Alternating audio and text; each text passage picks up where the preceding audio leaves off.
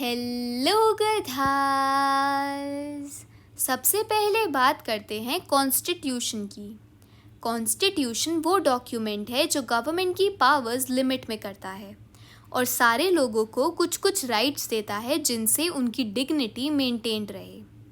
Constitution is a document that sets limits on the powers of the government and ensures a democratic system in which all persons enjoy certain rights.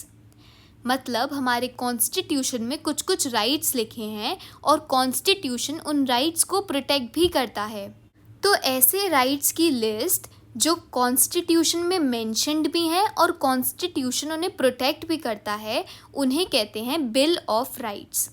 List of rights mentioned and protected by the Constitution is called Bill of Rights. और इस bill of rights के कारण जो government है वो किसी के भी राइट्स के अगेंस्ट नहीं जाती और अगर किसी के राइट्स वायलेट हो भी जाएं तो अकॉर्डिंगली एक्शन लेती है।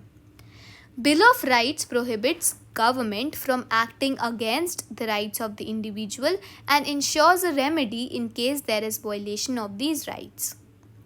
और कुछ राइट्स हैं जिन्हें कॉन्स्टिट्यूशन ने स्पेशली प्रोटेक्ट किया है, जिन्हें कहा जाता है फंडामेंटल राइट्स। क्या अंतर है भाई फंडामेंटल राइट्स और ऑर्डिनरी राइट्स में? आओ चलो देखते हैं।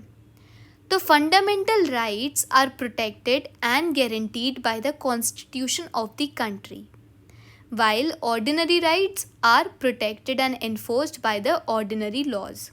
मतलब फंडामेंटल राइट्स को कॉन्स्टिट्यूशन प्रोटेक्शन देता है और ऑर्डिनरी राइट्स के प्रोटेक्शन के लिए ऑर्डिनरी लॉज बनाए हैं।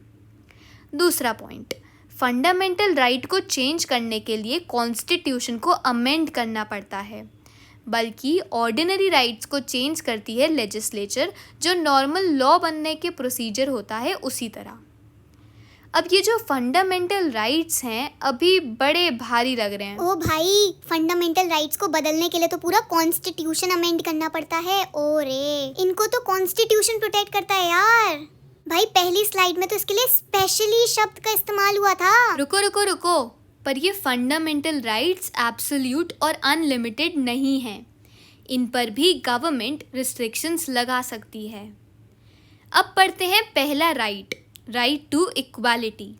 इसका एक एग्जाम्पल लेते हैं।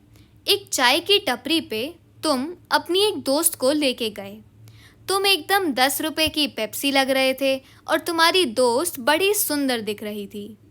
अब जब चाय वाले भैया को तुमने 2 चाय का ऑर्डर दिया तो उन्होंने तुम्हें इस ग्लास में दिया और तुम्हारी सहेली को इसमें।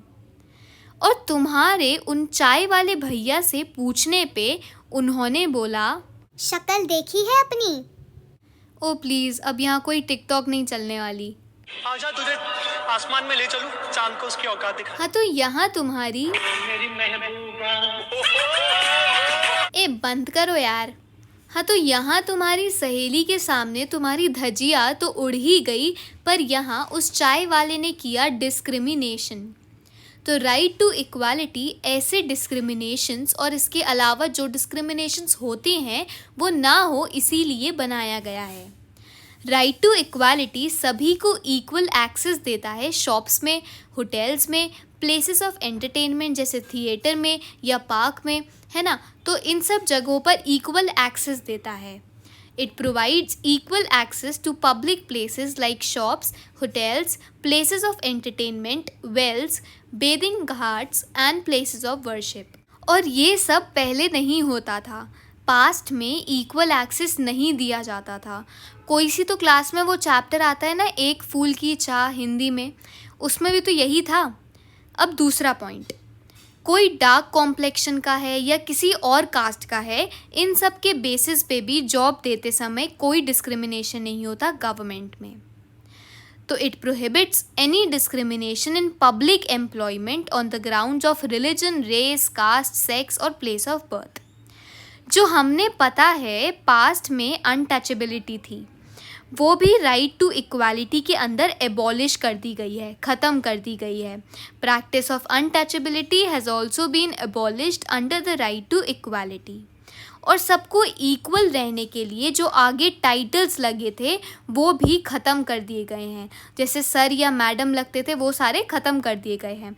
बस अब सिर्फ वो टाइटल्स लग सकते हैं जो इंसान खुद एक्सेल करके जैसे मिलिट्री या एकेडमिक फील्ड में लाए, वो टाइटल्स अब लग सकते हैं। मतलब जैसे डॉक्टर बीइंग गधा, सीए बीइंग गधा, ये सब अलाउड हैं। अब प्रियम्बल में इक्वालिटी के बारे में 2 चीज़ें बताई हैं। पहली इक्वालिटी ऑफ स्टेटस और दूसरी equality of opportunity. Equality of status मतलब सोसाइटी के हर सेक्शन को इक्वल स्टेटस दिया जाएगा, और इक्वालिटी ऑफ अपॉर्चुनिटी मतलब सोसाइटी के हर सेक्शन को इक्वल अपॉर्चुनिटी दी जाएंगी। पर अब इतनी सारी सोशल इनइक्वालिटीज़ हैं कि यहाँ पे अब बात आती है रिजर्वेशंस की। तो हाँ, इतना तो हमें पता ही है कि रिजर्वेशंस दिए गए हैं ओबीसीज़ को, एससीज़ को, एसटीज़ को, विमेन को, आदिवासी को। अब दिमाग में आता है कि अगर इन्हें रिजर्वेशन मिल रहे हैं तो जनरल वालों के साथ तो इक्वालिटी नहीं रही ना।